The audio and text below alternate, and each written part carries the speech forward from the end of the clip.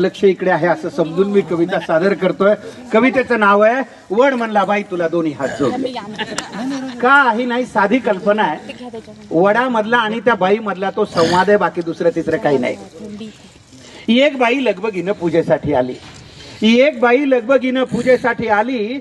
भक्तिभावाने वडाला चक्रा मारू लागली, भक्तिभावाने वडाला चक्रा मारू लागली। वड देवा पूजा पदरात घे, वड देवा पूजा पदरात घे।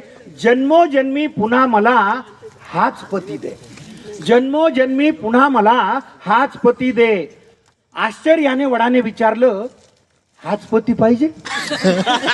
आश्चर्याने वडाने विचारलं, हाच पती पाहिजे? काही म्हण बाई तुला खरंच मानलं पाहिजे, काही म्हण बाई तुला खरंच मानलं पाहिजे। त्याच्यावरती बाई काय म्हणाली, काय करणार वड दादा, खूप विचार केला।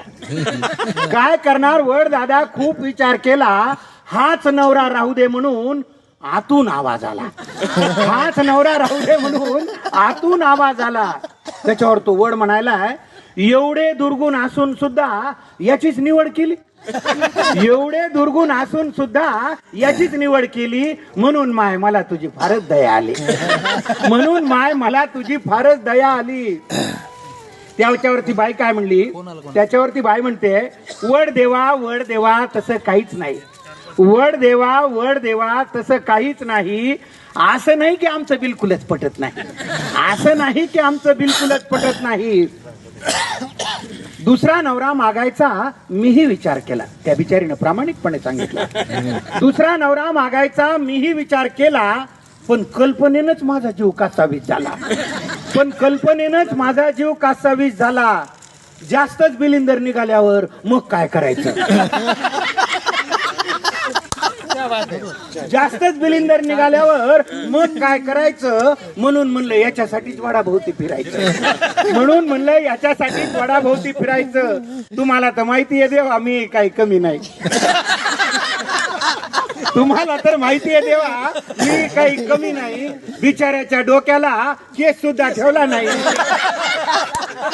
बिचाऱ्याच्या डोक्याला केस सुद्धा ठेवला नाही।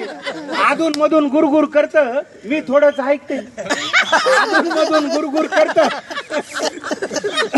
पहा, या ओळीला पुरुष रसिक सुद्धा दाद देतात। याच्यापेक्षा स्वच्छ मनाची माणसं असू शकतात का? अधून मधून गुरगुर करत, मी थोडंच ऐकते, एका कानानं ऐकून दुसऱ्यानं सोडून देते, एका कानानं ऐकून दुसऱ्यानं सोडून देते।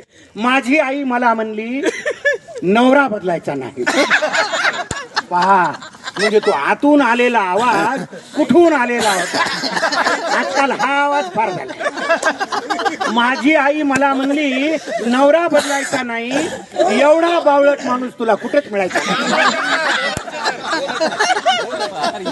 माझी आई मला म्हणली एवढा बदलायचा नाही, नवरा बदलायचा नाही, एवढा बावळट माणूस तुला कुठंच मिळायचा नाही। तुम्हीच सांगा वड देवा आईचं मन मोडू का, तुम्हीच सांगा वड देवा आईचं मन मोडू का? नशिबाने मिळालेलं चांगलं माणूस सोडू का, नशिबाने मिळालेलं चांगलं माणूस सोडू का?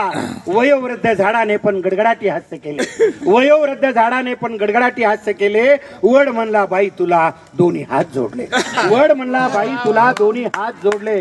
शेवटच्या 4 ओळीकडे आपण विशेष लक्ष द्यावं आणि त्याला आशीर्वाद द्यावे। त्या 4 ओळीला कविता लिहिली कशासाठी?